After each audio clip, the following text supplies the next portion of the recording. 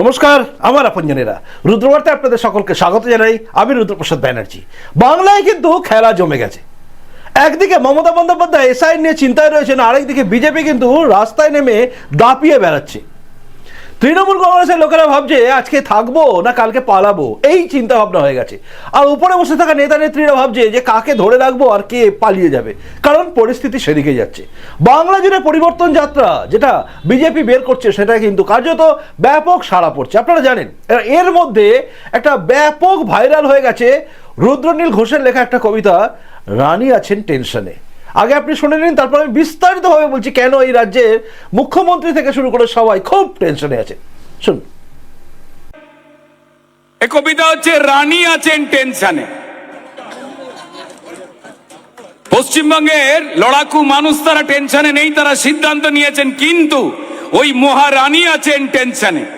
তাই বলি দাদা, রানী আছেন টেনশনে, কখন কি হয় কে জানে, ভেজাল দিয়ে আর চলে না, তাল কেটে যায় সব গানে, রানী আছেন টেনশনে। তাহলে তালে তালে দি, আরে রানী আছে টেনশনে, কখন কি হয় কে জানে, ভেজাল দিয়ে আর চলে না, তাল কেটে যায় সব গানে, রানী আছেন টেনশনে। দাদা রাজ্য জুড়ে এসআইআর, ভুতু রেবট পগার পার, রানীর ঘুমার হয় না রাতে, ঘুম ভেঙে যায় বারংবার, রানী আছেন টেনশনে। তবু ছক কষে যায় চোরের দল, তবু ছক কষে যায় চোরের দল, মিথ্যে বলে অনর্গল, ফন্দি আটে কেমন করে, ভোটার লিস্টে মেশাই জল, রানী আছেন টেনশনে। তবু 58 লাখ নাম তো বাদ, আয় হায় হায় আয় হায় হায়, 58 লাখ নাম তো বাদ, তবু 58 লাখ নাম তো বাদ, ব্যানার্জি বাড়ির খালি ছাদ, কালো শাল কিনছে রানী, মন জুড়ে তার অবসাদ, রানী আছেন টেনশনে। ও মাসি রানী আছেন টেনশনে। দাদা বাংলা কারো বাপের নয়, বাংলা কারো বাপের নয়, চাইছে মানুষ নিজের জয়, বাংলা কারো বাপের নয়, চাইছে মানুষ নিজের জয়, পদ্ম ফুলে ভরসা রেখে ছিনিয়ে নেব সূর্যোদয়, রানী আছেন টেনশনে। তাই জোট বাঁধো ভাই একসাথে, বাঁচতে হবে ডাল ভাতে, জোট বাঁধো ভাই একসাথে, বাঁচতে হবে ডাল ভাতে, চোর তাড়াতে লড়াই হবে, লড়াই হবে দিন রাতে, রানী আছেন টেনশনে। শেষ লাইন একটু ভদ্র করে, দাদা রানী আছেন টেনশনে, ও কাকা রানী আছেন টেনশনে, ও দিদি রানী আছেন টেনশনে। দাদা রানী আছেন টেনশনে, রানী হেভি টেনশনে, কবে হবে বিসর্জন এই পাবলিক সব জানে, এই পাবলিক সব জানে, রানী আছেন টেনশনে, রানী আছেন টেনশনে, কবে হবে বিসর্জন 26-এর নির্বাচনে, রানী আছেন টেনশনে। বিজেপির হাতে হোক বাংলায় পরিবর্তন যাত্রা, পরিবর্তনের লক্ষ্যে দলে দলে যোগ দিন, পাল্টানো দরকার, চাই বিজেপি সরকার। শুনলেন? আসলে এই কবিতাটা শোনার পরে আপনাদের যখন মনে হচ্ছে যে রানী আছেন টেনশনে, তখন আমার একটা লাইনকে মনে হচ্ছে হেডলাইন করলে ভালো হতো। কোনটা জানেন? বাংলা কারোর বাপের নয়। ঠিক কথা। খুব জোর মনে পড়ে যাচ্ছে তপন ঘোষ, মানে স্বর্গীয় তপন ঘোষ, মানে আমি হিন্দু হৃদয় সম্রাট হয়ে থাকা তপন ঘোষ, স্বর্গীয় তপন ঘোষ, যিনি হিন্দু সংগঠন তৈরি করেছিলেন, হিন্দু সংহতি, এবং তার সঙ্গে সঙ্গে সিংহ বাহিনী। তো আমি সেই স্বর্গীয় তপন ঘোষের কথা, একটা কথা খুব মনে পড়ছে, সেটা আমি বলছি আপনাদের, যে জমি কারোর বাপের নয় দাপের হয়। ঠিক তাই, ঠিক তেমনি বাংলা কারোর বাপের নয়। এই কথাটা কিন্তু আমার ভালো লেগেছে। যাই হোক, এটা অন্য প্রসঙ্গ। কারণ বাংলার বুকে এমনভাবে কিছু কথা চলছে, এমন কিছু লোক রাস্তায় নেমে পড়েছে যেন মনে হচ্ছে তাদের পৈতৃক সম্পত্তি বাংলাটা।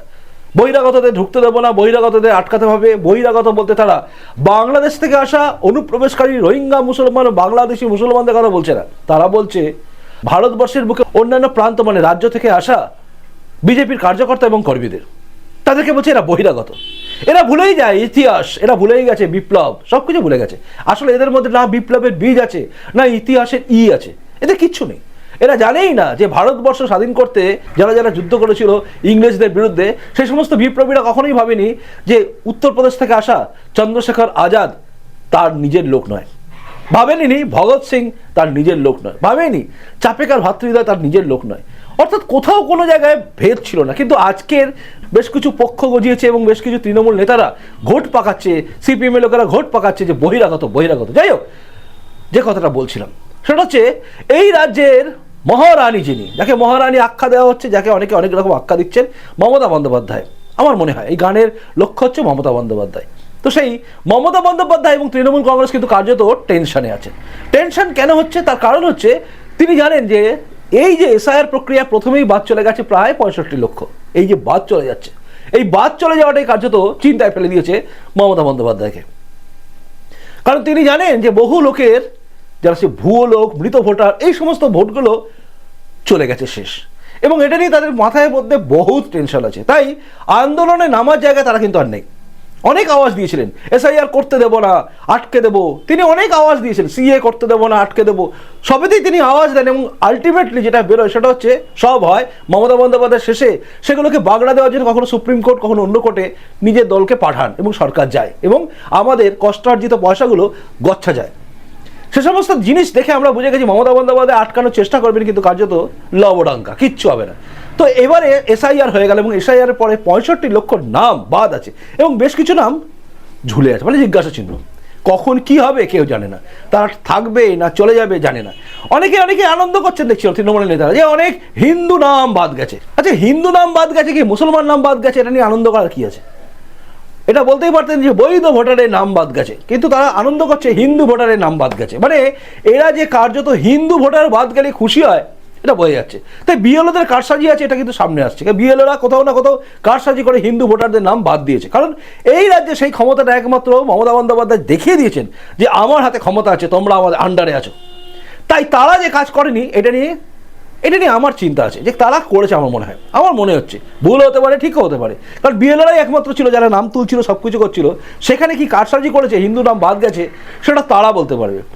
যাই হোক, অভিযোগ পাল্টা অভিযোগ তো থাকবে, কিন্তু আসল কথা হচ্ছে এই যে নাম বাদ গেছে এটা নিয়ে কিন্তু কার্যত চিন্তায় আছে। তাই তৃণমূল নেতা এবং কর্মী যারা দেখছে আর কি করে, কর্মী বলবো না, যারা সত্যিকারের সৎ কর্মী, তৃণমূলে বহু সৎ কর্মী আছে যারা পেটে গামছা বেঁধে একদিন সিপিএমের বিরুদ্ধে লড়াই লড়েছিল, তাদের বাদ দিলে বাকি সমস্ত তৃণমূলে করে কমে খাওয়া নেতাগুলোর মুখগুলো দেখছি শুকিয়ে আমসে হয়ে গেছে, মানে কীরকম যেন আমচুর টাইপের হয়ে গেছে, আর কিছু নেই।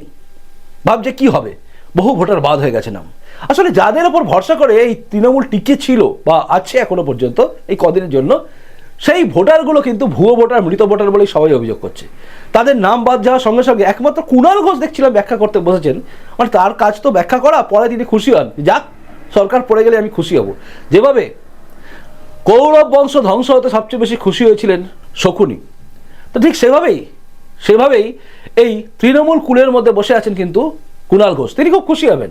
তাই তিনি ভাবছেন যাই বলি আসল কাজ হচ্ছে, ঠিক হচ্ছে, সরকার পড়ে যাওয়াই ভালো। কারণ কুণাল ঘোষ বলেনি তাকে কিভাবে জেলে রাখা হয়েছিল, প্রিজন ভ্যান চাপড়ে পুলিশ তার কণ্ঠকে রোধ করার চেষ্টা করেছিল। তো সেই কুণাল ঘোষ ছাড়া বাকি সবাই দেখছি মোটামুটি ফুস হয়ে গেছে। কুণাল ঘোষ একমাত্র খালি বিশ্লেষণ করছে, এই তো বিজেপির এত ভোট বাদ গেছে মুক্ত খেলতে। যাই হোক, কুণাল ঘোষের চ্যাপ্টারটা আলাদা জায়গা, কিন্তু তৃণমূল যে কার্যত চাপে আছে পরিষ্কার হয়ে গেছে। অভিষেক ব্যানার্জি, মমতা ব্যানার্জি এরা আর আগামী দিনে যে ক্ষমতায় থাকবে না এটা পরিষ্কার হয়ে যাচ্ছে। অভিষেক ব্যানার্জি 2029-এর ভোটে কি জিতবে? উত্তর হচ্ছে না। তার আগে কি হতে পারে, তার ব্যবস্থা হতে পারে, কি জেল হবে, কি ইডি, সিবিআই, এসব নিয়ে আমি যাচ্ছি না। কিন্তু আসল কথা হচ্ছে এই রাজ্যে আর ক্ষমতায় আসবে না তৃণমূল কংগ্রেস, এটা বুঝে গেছে। তারা বুঝে গেছে ভুয়ো ভোটার, মৃত ভোটার বাদ হয়ে গেছে। বাংলাদেশ থেকে আসা রোহিঙ্গা মুসলমান যাদেরকে তারা ভাবতেন, মানে তৃণমূল ভাবতো আমার পেটেন্ট ভোটার, এরা কোথাও যাবে না। সত্যি তাই, তারাও জানে খাগড়াগড় কাণ্ড ঘটাই বা যা কিছু ঘটাই এই রাজ্যে আমরা সেফ। তো সেই সমস্ত লোকেদের নাম বাদ হয়ে গেছে, তারা চিন্তায় আছে, তৃণমূল চিন্তায় আছে।